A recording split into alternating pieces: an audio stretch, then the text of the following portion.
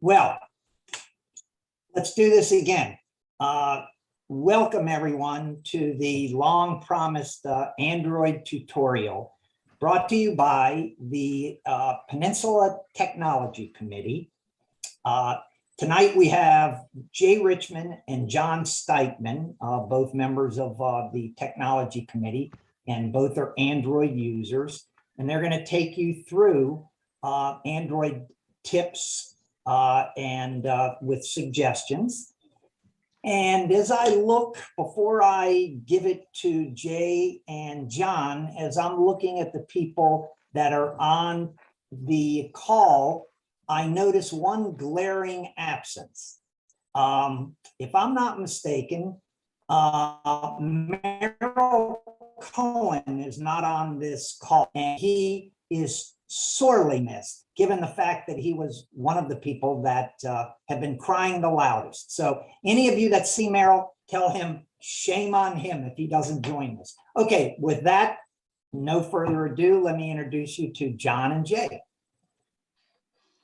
Well, good evening, all. And John and I are going to try to tag team on this night, but I'm going to just start with a very brief overview of Android. As you saw in the announcement, about 73% of smartphones are Android based. And just a little quick history of Android.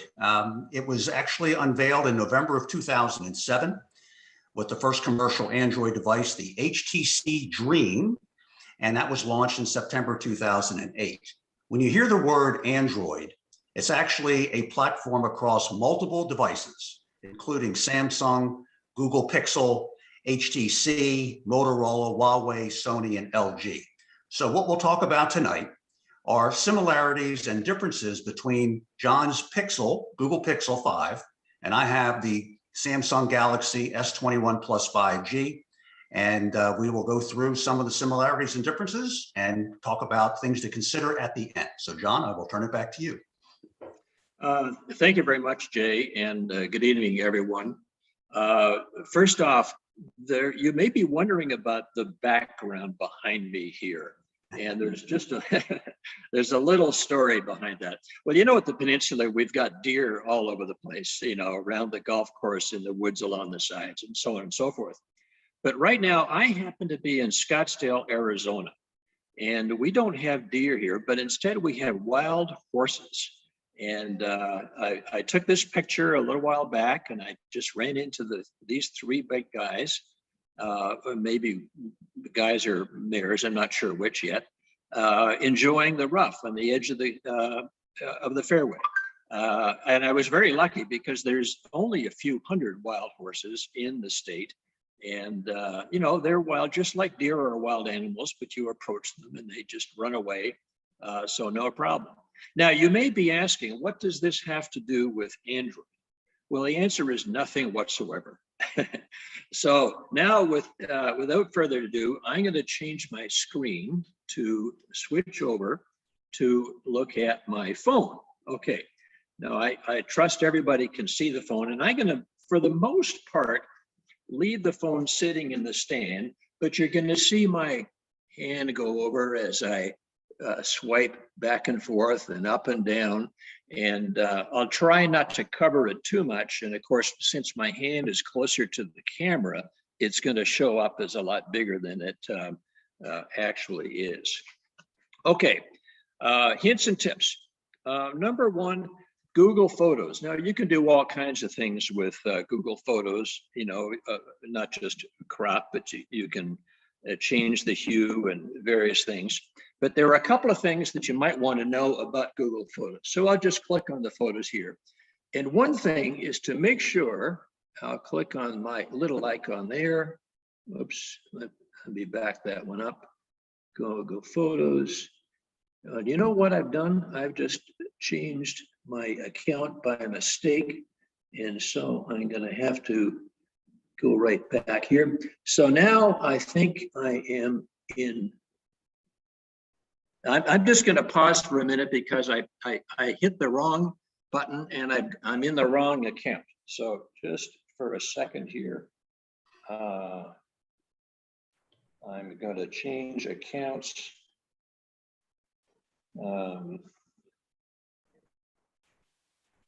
Okay, there we are. Okay, excuse me for that. So if you go into Photos settings, right up at the top is backup and sync. And of course, it's fairly obvious that backup is important in case you lose your phone or need to go to another one or whatever. However, also you can delete all your photos from your phone and back them up to the Google Cloud, and you've got everything except the thumbnails. And it looks as though all your photos are on your phone, but in fact they're not, and you can free up all kinds of space if that is necessary. So if I just get out of this, and another setting, by the way, let me just go back in there and go into settings. Another important setting is to group similar faces. So Google will look, if that's turned on, Google will identify faces that are of the same person, and it'll group all the photos that are associated with that person together. So if I go back, you can then do a search. And here are a number of friends and relatives and so on. Let me just pick one. And so this gentleman's name happens to be Bob Sherman, an old friend of mine. And here are all the photos where he appears. But an even more fun thing to do is you can do a search on, let's say, a place. So if I want to key in, say, Lewis, Delaware, here are all the photos that were taken in Lewis, Delaware. And you can see some of them. There's a couple of a sunset or something like that. Here's one, the sunset. We were out on a cruise one evening and took that photo.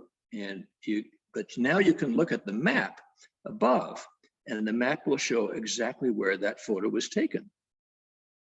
And then you might say, oh my goodness, I remember there was a restaurant we were at where we had that great tray of raw oysters, but what was the name of it and where was it? So you could look around, oh, here's the photo of the oysters. There it is, right there. Now, where's the restaurant? There's the map. So you can just zoom in on the map, and sure enough, oh yeah, it's Finn's Ale House and Raw Bar, which probably most of us know about. So there's all kinds of features that you can gain with Google Photos this way. Now, of course, there's a little bit of an invasion of privacy here, because Google is going to know where you are at all of the time as soon as your phone is on. But you know, if you got nothing to hide, then why not let it happen? And you can play with your photos this way. Okay, next item is take a screenshot. If you can take a screenshot of the home screen like this, or you can take a screenshot of a photo or an email or whatever.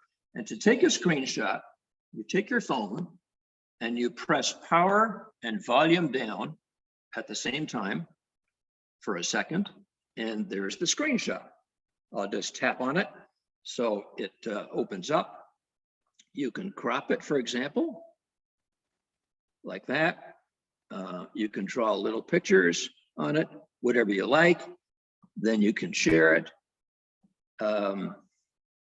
Excuse me. You can share it with, send a text, share it on Facebook, send an email, do whatever you like. Easy to do a screenshot. That's power and volume down at the same time. And now we're done. The next item that I wanted to talk about is the long press or press and hold. Now this can be used in a lot of different places. So for example, on the home screen, if you just do a long press or a press and hold on the screen itself, up comes a menu. You've got home settings, widgets, styles and wallpapers. So you can change your wallpaper. If you press on widget, then that'll open up all the widgets that you can install. Very, very handy. If you choose an icon, let's say one, I'll take the Weather Channel. I'll just press and hold on that. Up comes, not sure how well you can read this, the forecast video, radar map, daily details, hourly details. In other words, items that are specific to the Weather Channel. So I can long press on any one of these items and hold it still for a second. And up comes the menu that is specific to that item. Also, of course, I can long press on an item and move it around anywhere. I can move it to another screen. I can move it back, but I'll just leave it right where it is. I can also interject if I could, John. So far, for the people on the call, the first two features that John mentioned, the screenshot and long press, work identically on the Google Pixel 5, as well as the Samsung Galaxy 21. So we've practiced that. It's identical. Just a quick thing, how to turn the phone on. It's on the right-hand side. I think it works the same with John's phones as it does with mine. There's a power button, which is the bottom button. The top two are volume up and down. And the bottom button is the off and on, if you will. So just want to make sure that we're saying that the features work identically for the first two across both platforms. Oh, thank you, Jay. I probably should have paused to give you that opportunity after each of the. So I'm still on other ways you can use the long press or press and hold. So, for example, you can just pull down the quick settings menu. Now, up at the top here, these are not apps. These are actually settings. So in my case, I've got Wi-Fi, Bluetooth, Wi-Fi hotspot, do not disturb, and then I've got night light and airplane mode. So if I long press, let's say on do not disturb, then it takes you immediately to the settings menu for do not disturb. So I don't have to go through settings and then sound and then do not advanced and do not disturb and all of that kind of stuff. Just another example of long press. Or you can actually capture some text. So for example, I'll go to the Peninsula Technology Forum. And we'll see there's some announcements here. Probably Barry put them in. So if I long press on this paragraph right here, up it comes. I can copy the link. I can download it. I can share the link. I can open that item in Chrome. I have all kinds of options. So long press is really a very useful way of getting around within the Android operating system. And I assume, Jay, that works pretty much on all Android phones. Is that right? Yes, it does. At least R2, and I believe it's probably similar across the other ones. Okay. All right, next, let's talk about the home screen. And I want to differentiate the home screen from the app drawer. Now, this is my home screen, and it consists of the apps that I would more frequently use than others. In fact, you can have multiple home screens. Here's another home screen, and I happen to have bunched up, for example, the Peninsula apps. So, and I'm hoping my finger isn't going to be too much in the way. So here's 4Ts, Town Square, Dwelling Live, Technology Forum, and I just happened to put them together because it's convenient for me. And here's some people that I can quick call. But the other thing that one needs to be aware of, not all the apps need to be on your home screen. Now, if I swipe up, I get to the app drawer, and here are all the apps that are on the phone. And this never changes, unless of course you delete an app or install another app. They're in alphabetical order, so it's easy to find. And so what the apps are that you place on your home screen, in fact, are just copies of the apps in the app drawer. So you don't need to clutter up your home screen with all of the apps that are on the phone. Now, you'll also notice at the bottom here, I've got 5 apps. This one happens to be, I'll try to place my finger where it's easy, where it's, I'm not covering it up. You've got contacts, phone, text, camera, and settings. And these are the apps that I like to use the most. Now, most people wouldn't probably wouldn't choose settings as one of their favorite apps, but it just happens to be one of the ones that I use more frequently.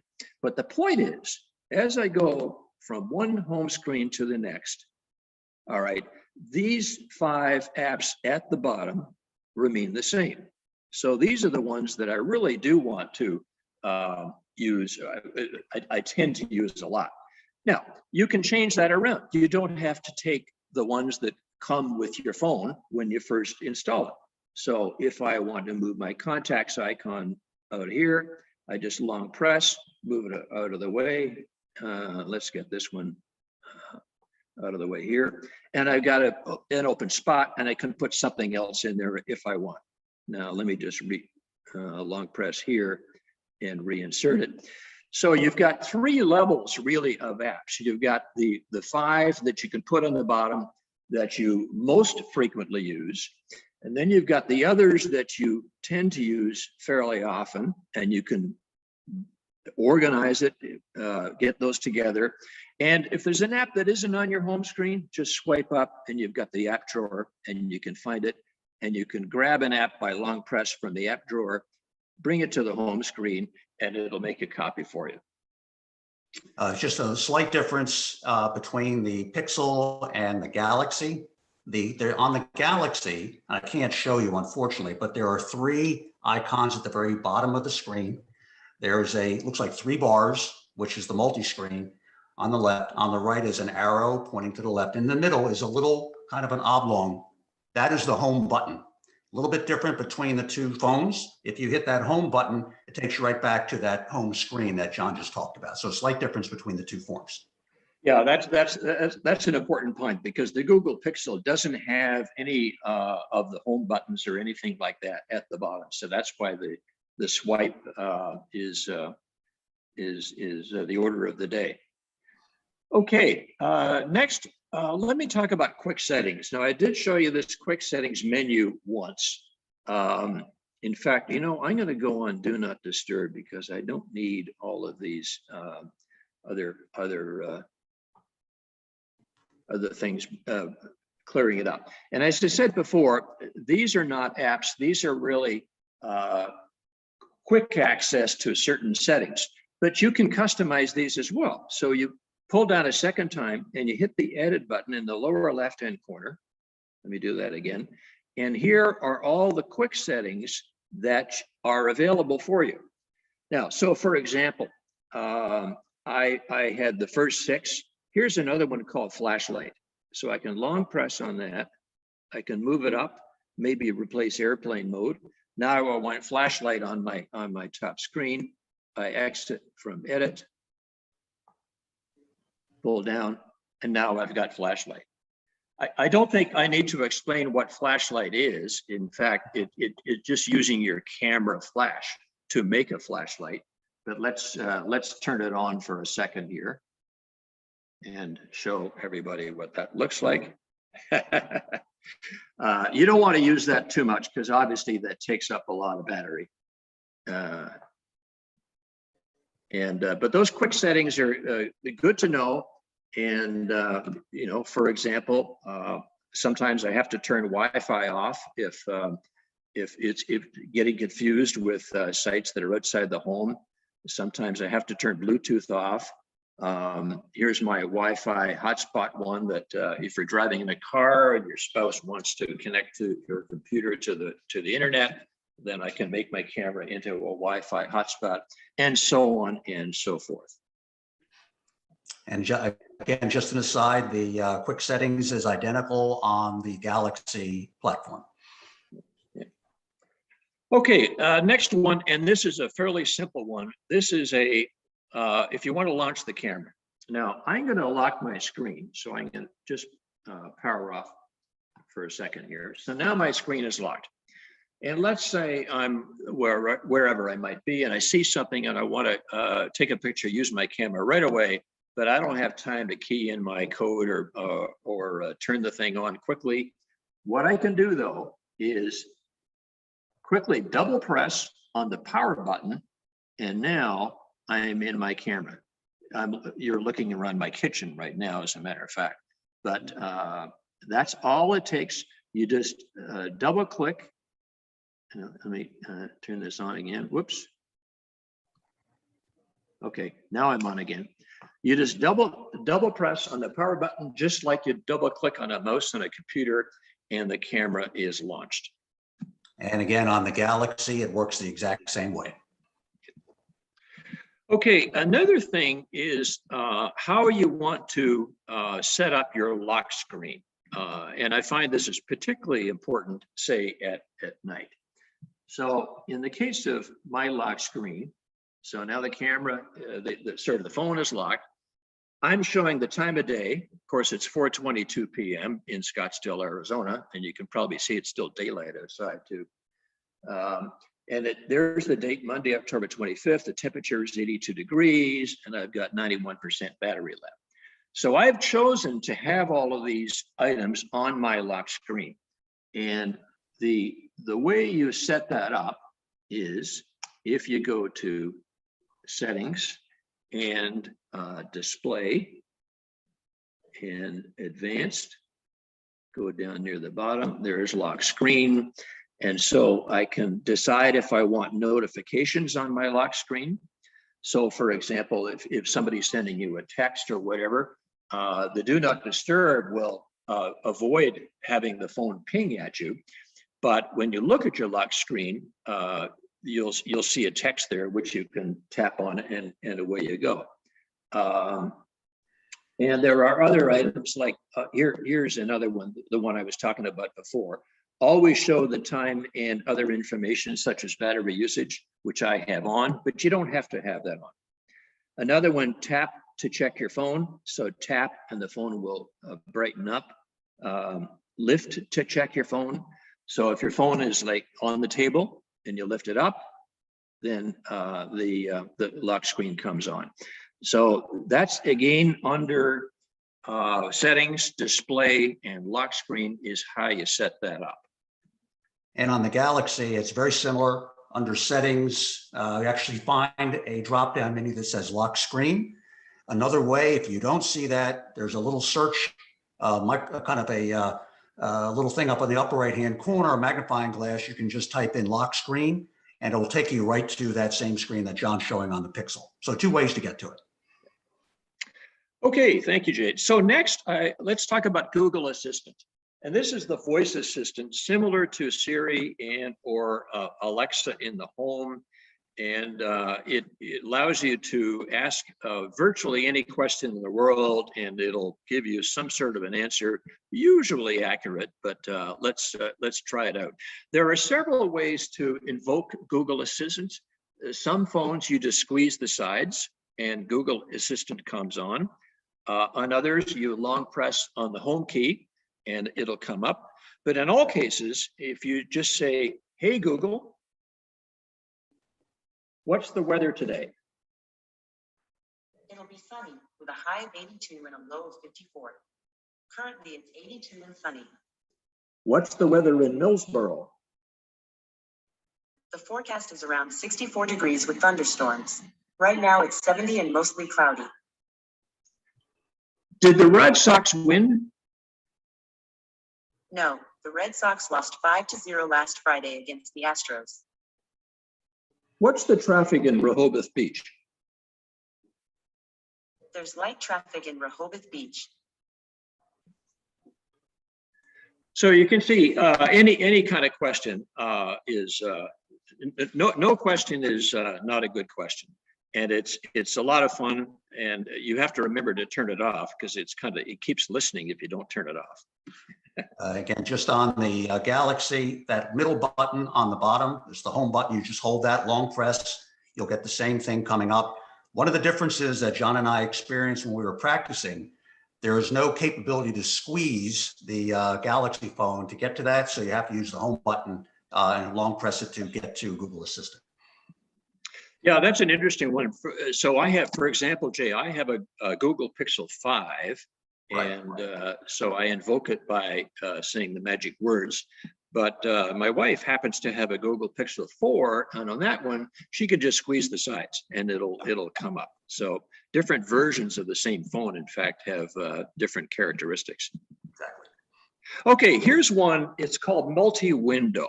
And this allows you to have two apps up on your screen at the very same time. Now, so let's say, for example, I'm in Town Square, all right?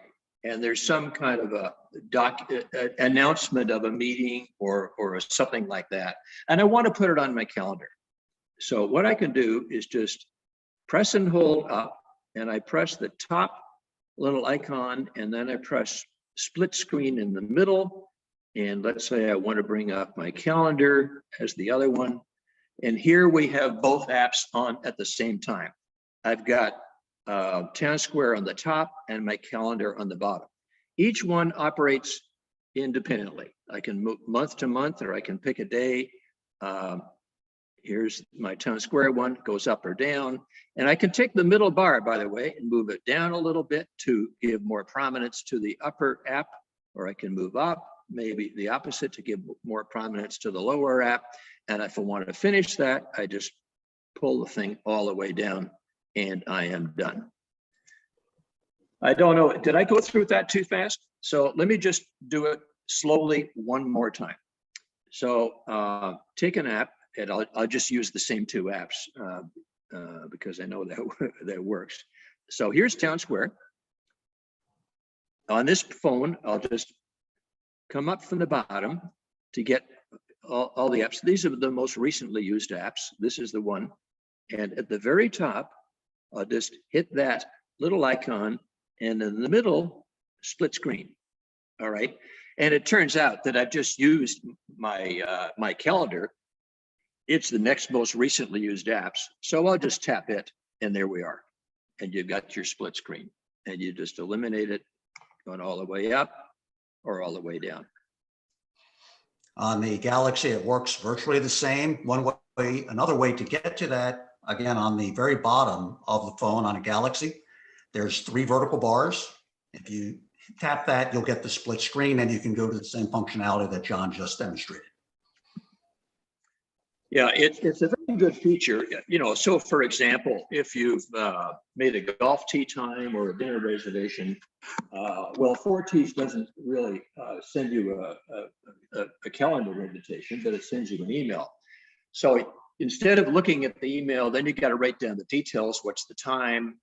Who am I playing with, and so on. And then you open your calendar, and you want to enter that information in your calendar. This way, you can have both your email and your calendar open at the same time, and you can just transcribe information from one to the other. It makes it very easy, very nice. Okay, the next one is night mode, and there are a number of different aspects to night mode. One is the display itself, and we can dim the screen if we go to display. Let me go to display there, and I will go to night light. And what night light does, it makes it, it tints the screen kind of an amber color to make it easier on the eyes in low light. So for example, you might be in bed with your phone and all the lights in the house are off. You might want to have night light on to make it easier to see. Now, this may or may not show well with the camera, but I'm going to just turn night light on, and you can see the screen dim to kind of an amber color, and it makes it much more pleasant if you're looking at it in the dark. You can also set a schedule. So in this case, I have it turn on at a custom time, 11 o'clock at night, turns off at 6 in the morning, and you can kind of set the schedule any way you wish. The other part of night mode is do not disturb. We've mentioned do not disturb a few times. That if we go to sound and vibration, look at do not disturb, I can turn that on or off. And what do not disturb is, it prevents the phone to ring. It prevents all the little beeps when you might have a text or a new email or something of that sort. And you can set a schedule for when you want do not disturb to come on and off automatically. But you can also specify exceptions. So for example, with people, you can say, I don't want any phone calls except from this person. So if this person rings, then let the ring go through. Or you can specify certain apps that can get through do not disturb. One important one might be alarm clock. So I certainly want my alarm clock to sound at the appropriate time, even when do not disturb is on. So that's an important one. And I showed you before, if I go right back to the home screen, I happen to have do not disturb on as one of my quick settings. And so if I long press on this, then the very same set of settings comes up as I was just showing you before. Now there's one more in night mode, and this is called flip to shh. Now, by the way, sh is spelled S-H-H-H. And you kind of have to put your finger in front of your lips to provide meaning to what we're talking about. So if I go down to digital well-being and I go up a little bit, I've got something called flip to shh. And what this means is if it's turned on, when you put your phone down on the table, then it automatically goes into do not disturb. So if you're in a meeting, for example, and you don't want to be interrupted, just put your phone face down on the table. Or you may be out on the golf course and you need your phone for other purposes, maybe golf related. But for the most part, you don't want the phone ringing. And so just put it face down in the tray in front of your seat, and do not disturb will be enabled and you won't be interrupted. So that's a great feature. Now, Jay, I'm not sure if this is available on all phones or not, but it may be a Google Pixel special. On the Galaxy, let me just cover the display. If you go to settings and display, you'll find a little bit different than what you see on the Pixel. It's going to have a dark and a light, which is the same thing. It won't be amber, but it'll be like a silhouette. It's much more contrast. There's a lot of additional functions under that setting, but for what you just mentioned, John, as we demonstrated it, practicing it, there's not really a shush feature on the Samsung, but there is under well-being, there is a volume monitor. So you can set that and turn off, vibrate or whatever you choose to do. So a number of different settings to do similar things, but I don't think the feature that you have on yours is actually the same on the Galaxy. That's one difference. Well, maybe sometime Samsung will implement that, because I think it's kind of a cool feature. But thank you. Okay, next is battery saving mode. And I mean, this is fairly straightforward, but it's important, I think, for everybody to know. So if we go into, let me see, where's battery? Here we are. I've got my battery saving mode set at 20%. In other words, when the phone battery gets down to 20% or less, it automatically turns on battery saving mode. This does a few things to help save battery. One is that it turns the screen, it reverses the screen. So here we have black text on a white background. But if I turn on battery saving mode right now I've got the white text on the black background. And that does save a fair amount of battery and allows you to continue to use the phone, of course, but for a longer period than you would otherwise. The other thing is, let me see now. No, that's about all I wanted to say. There is an adaptive battery icon as well. So down here, adaptive battery, and it's sort of an automatic. If that's turned on, it'll the Android system will try and optimize the way the system uses battery so that you've got a longer life than you would otherwise. So recommend everybody look at battery saving mode. You set it to 20%, 30%, 10%, whichever you like. And I think that's pretty much the same. John, on the Galaxy. Under settings, there's more battery settings, including adaptive battery, which is what you just said. So again, similar functionality between the two different phones. Okay. All right. Next is a fingerprint. Most phones have a fingerprint reader, and to me, it's the easiest way to unlock your phone. So if I take my phone here, I just press the power button to unlock it. On the back, you'll see the fingerprint reader right here. And so remember, there it is. It's all locked. I'll just put my finger on the fingerprint reader, and now it's unlocked. It's the simplest thing in the world to do. And the way you set that up is go to settings again. And I think this will take me into security. And there's the pixel imprint. I have to key in my little secret code to get to that point. And I have one finger set up. I happen to use my index finger on my right hand all the time, but you can add up to 2 more fingerprints. Also, if your spouse or partner, for example, also uses your phone or vice versa, you can add they can add their fingerprint to your phone. The phone doesn't recognize different fingerprints as being associated with different people, but it's a great way to unlock your phone, and it is secure. It's very reliable. On the Galaxy, very much the same. You go to settings, there's a drop down called biometrics and security. Under that, you'll find face recognition and fingerprints, so you can do a lot of the same things that the Pixel does that John just demonstrated. Okay, we're up to number 13, believe it or not. And I wanted to talk about smart lock. So these are ways in which you can prevent your phone from locking automatically. A lot of people set the phone to lock automatically after 5 minutes or sometimes after 2 minutes of not being used. And smart lock will keep it unlocked under certain circumstances. So in this case, let's see, we'll go to where's your security, and smart lock is down here. I have to key my secret code in just for a second. And you can set it up. So for example, I've got on-body detection.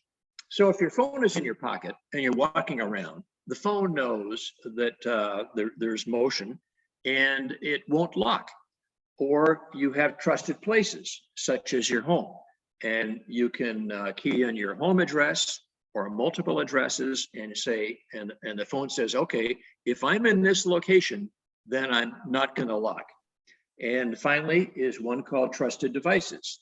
And that's Bluetooth connections. So for example, if your phone is Bluetooth connected to your car or your watch, you can set it up so that the phone will not lock. I'm not sure about the on-body detection. I don't use that because if you ever lost your phone and somebody else picked it up and they're walking around, then the phone won't lock either. But the other two, trusted places and trusted devices, I think are very helpful. And it just allows you to pick up your phone and not have to unlock it, and you can carry on with whatever operation you're planning to do. And again, on the Galaxy, it works very much the same way, biometrics and security. You can also do a search on smart lock. You'll get additional information, additional drop-down menus. So functionality is pretty much the same across both phones. Okay, now we're up to an app called Find My Device. And this is an app that you should, I think, download from the App Store and install. Now, if you lose your phone, what I often do is I ask my wife to phone it, and hopefully it'll ring somewhere in the house or in the car. And we do this for each other, depending on whose phone is lost. But Find My Device has a lot more capability. So here's the app Find My Device, which I'll just open up. And in this case, this is my phone. And that's our location currently. And here is my wife's phone, all right? And she happens to be in the house, so that's her location.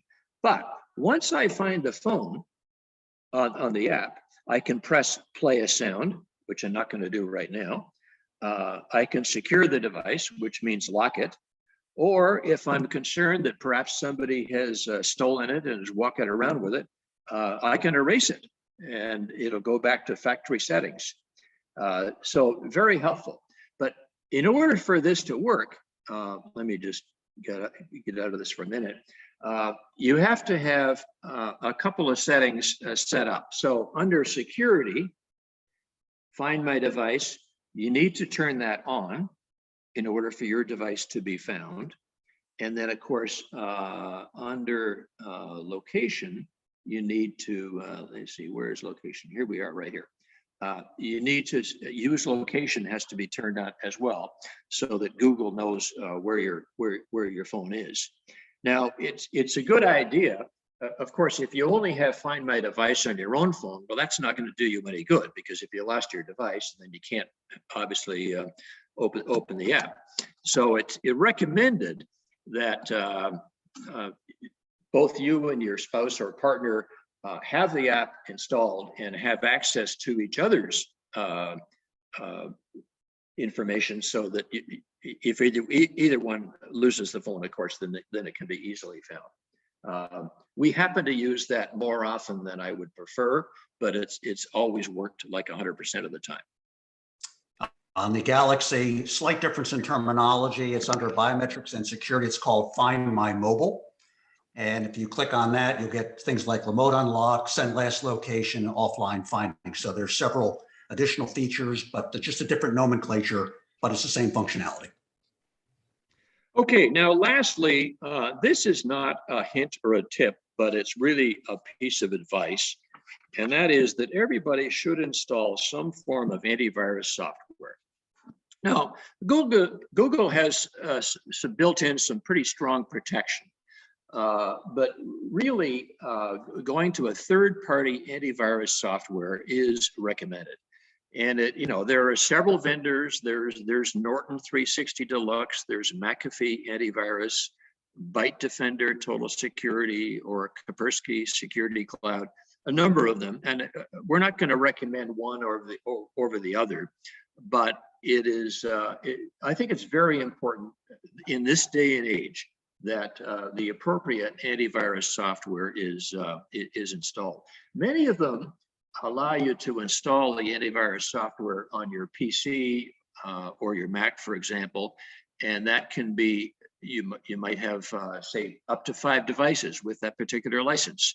And so you can install it on 1 or 2 PCs, and then maybe 3 or 4 phones, and get all in one package. So we just want to leave the audience here, I think, with the thought that if you don't have antivirus software installed on your phone, it's a very good idea to do that. Okay, Jay, that kind of wraps up the 15 hints and tips, and I will pass it back to you. Well, thank you, John.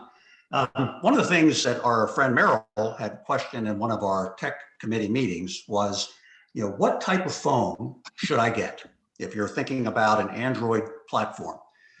As I said up front, there are probably a dozen different manufacturers, some differences between the phones, as we've already demonstrated.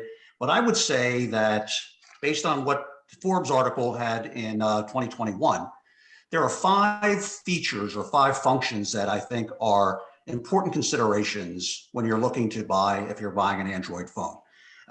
One of them is battery. How much are you going to use the phone? Do you do a lot of music, or do you do a lot of videos? That's going to take up a lot of memory. And if you move it off to the cloud, that would help. But if you don't, then you're going to find you could be running out of memory. So battery is important. The camera. Every year when Samsung comes out with a new model and Apple comes out with a new model, they always talk about the improved camera. They are excellent. People don't really seem to be carrying cameras much anymore, so they are using their phones because it's so much more portable. So having a good camera with a lot of different functionality, I think, is also important. Size of the phone, size of the display, things like resolution. Some phones have gotten quite large, and some of them are much smaller. So even in the Galaxy, there are probably 3 different sizes, and you have to determine which one is best for you, which one does the most for you. Is it going to be too cumbersome or too small?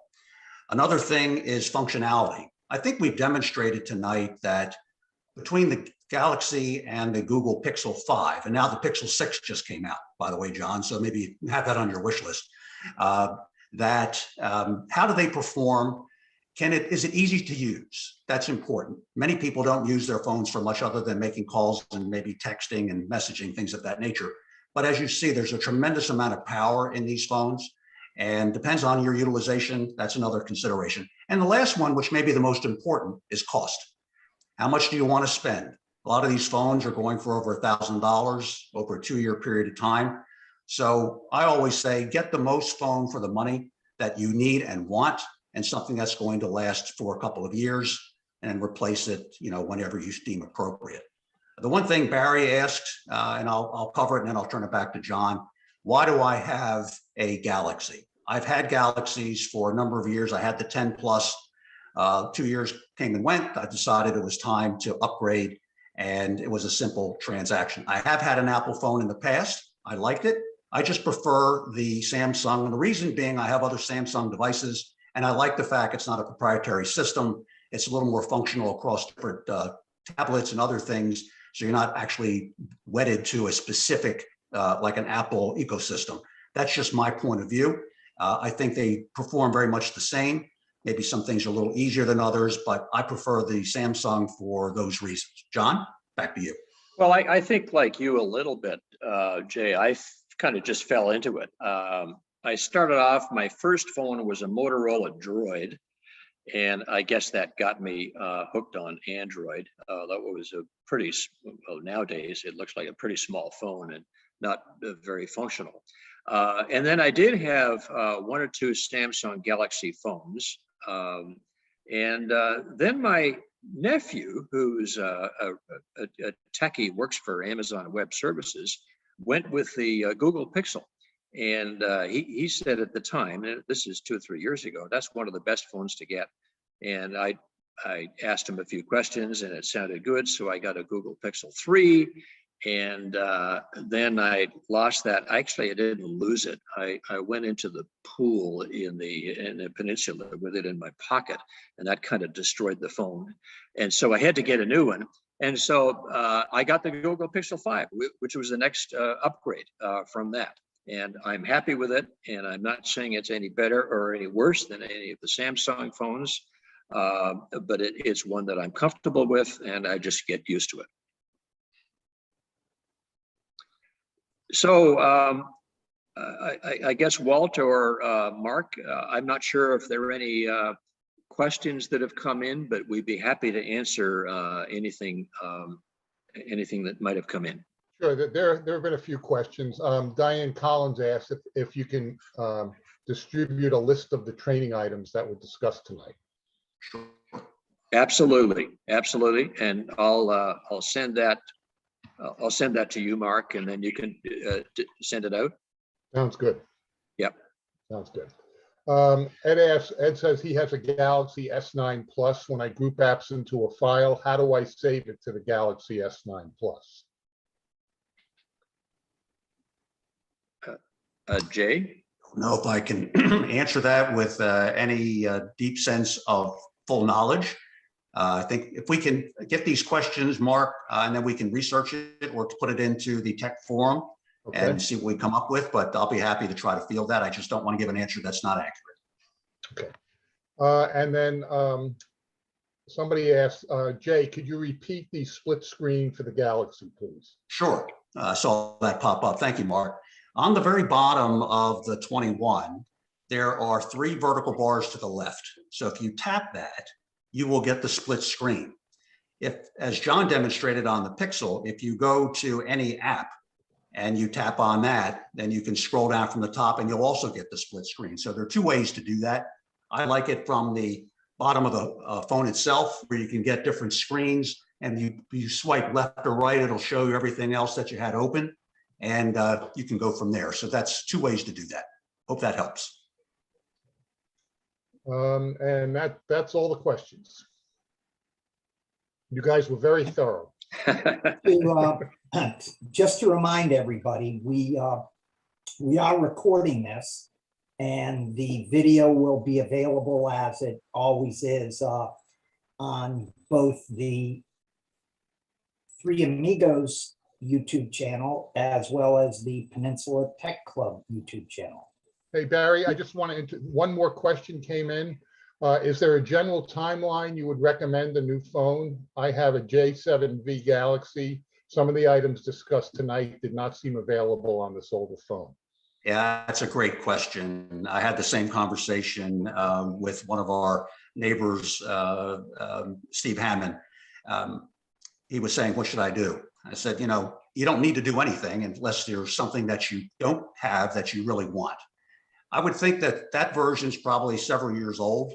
And as Barry has demonstrated multiple times on the Apple presentations, some of the new software updates don't apply to the older versions of the phone. So that version is probably, I don't know, 4 or 5 years old. It might be time to take a look at that to see what meets your needs. Talk about, again, functionality, cost, camera, battery life, resolution, those kinds of things. So I'm not going to be in a position of recommending you should buy something, but after that age of a phone, it's probably time.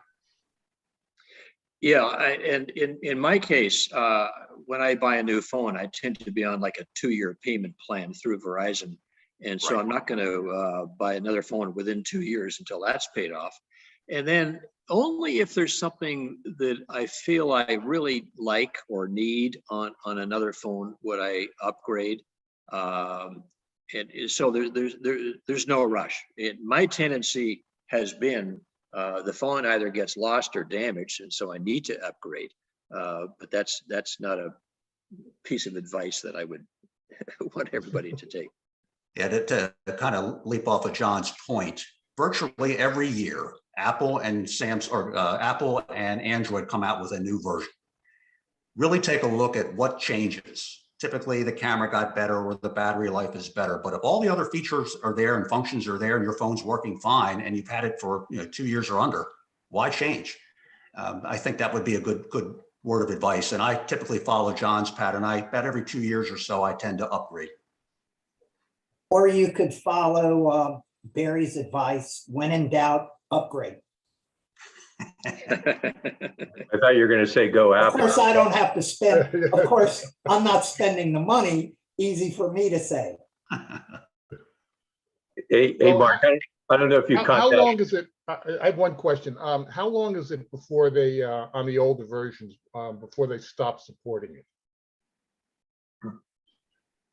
Don't know that. I don't know, John, if you know anything about Pixel, but on the Galaxy, I've not seen that. There's a little bit different than what Apple does with their big, iOS updates. Typically, what I find on Galaxy, there's an automatic update like everybody does, and they just push that through. So you get notification on it, your phone's going to go off, and then it just automatically upgrades. So don't know if I have a real good answer for you there, at least on the Galaxy platform. I would say several years. It's not appropriate for a manufacturer to stop supporting a phone after only 3 or 4 years. So I would imagine it's more than that. And as many of you may know, there is a very large market of older platform phones that are very attractively priced that may meet the needs of many customers that have a lot of functionality, maybe not the latest and greatest, but for a pretty good price, you can get a pretty decent phone. So they're still being supported. Thank you. Hey, John and Jay, I don't know if we missed Joan's question about quick contact. I don't know in what context that came up, but Oh, quick contact? yes. Yes, I didn't demonstrate that, but if you long press on the screen, up comes a little menu, and one of them is to add a widget. And so you tap on widgets, and up comes your whole list of all the widgets that there are. And one of the widgets that I like is called Contact, and it comes in a 1x1 or a 2x1 or right across the whole width, just the 1x1. So if you long press on that little widget, and then you can position it on your screen, and as soon as you let go of your finger, up comes your contact list. So you search for the contact that you want to apply to that contact that's just been put on your screen, click on that, and then all of the contact information is then loaded into that little icon that's on the screen. So then if you want to phone or text this person, you just tap on the icon, and up comes all the contact information that you would have had in your contact directory. A question for just out of curiosity. So in the Android system, unlike Apple's introduction every year of a new iOS system with many unique features. What does Android do to continue to add features, upgrade the platform? Oh, they have different versions, newer versions of the Android operating system, Right. which periodically they release. They all have names, and I can't remember what all the names are, but I would guess it's on the order of once a year. Okay, There'll be a whole new operating system that you are notified about and that you can upgrade your phone to. so Yeah, Barry, under the Galaxy, there's a software update thing you can press, and it just said to me that the last software update was October 14th at 4:18 p.m. So a lot of that just rolls in automatically. And they seem to update that, check for new software updates, show software update history. So okay, there's a whole litany of things, but I don't think it seems to be as robust necessarily as what Apple does with those massive software updates that seem to be annually. so a tip then to the people that are watching this, they probably should look at their phones. It's possible that they haven't done anything about updating, and they could in fact gain some functionality that they don't currently have by updating. Good idea. So again, if you Well- go to settings, at least on the current version, then there's under settings is software update. And that'll give you the latest. And if you're not current, then you should be able to upload, assuming your phone can handle it, the latest update for that phone. If you've got any questions about that, or actually any Android questions, there is, in addition to an Apple section on the PTC forum, there is a separate dedicated Android category on the PTC forum. So a little plug, if any of the people on our session tonight have not registered to join the forum, by all means, absolutely do that. Do it tonight. And anybody you talk to within the Peninsula walls here, please tell them about the forum and how valuable it really can be. And Barry, I believe that we'll post all the questions and answers that we've discussed this evening. Yeah, will you do that, John, in the Android section? Yeah, absolutely. Yeah. Okay, that's perfect. That's perfect. Well, we hope this was helpful and demonstrative at the same time. I don't know if you guys are up for maybe sneaking one last question in from Angela. It's what's the best way to buy a used phone that is safe, free from malware? Don't. Yeah, you don't. Short Don't. answer. The short answer is don't. In this day and age, don't. Right? Am I right, guys? Yeah, I think it's probably sound. Mm. Well, I guess that's about it. John and Jay, thank you very much for finally coming on to do an Android session. And we'll follow up with these, right? In the future, both of you will come back, maybe address anything new in the Android world. So I guess that's kind of a wrap. Thanks to everybody for coming out tonight. This was brought to you by the Peninsula Tech Club, but it is a Three Amigos production. Thanks so much. Thanks, guys. Thank you. You're welcome. Thank you. That's great. Thank you.